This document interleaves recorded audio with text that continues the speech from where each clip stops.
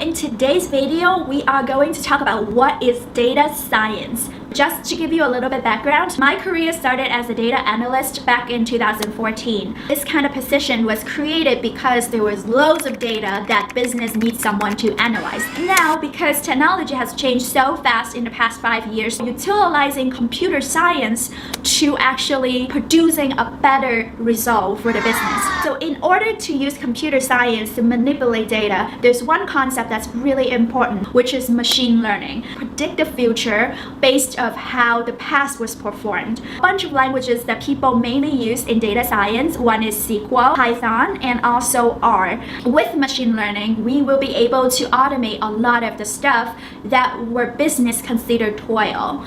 And that is why data science is becoming more and more popular, and it's a really lucrative field because you are doing something that ultimately is going to make people's lives better.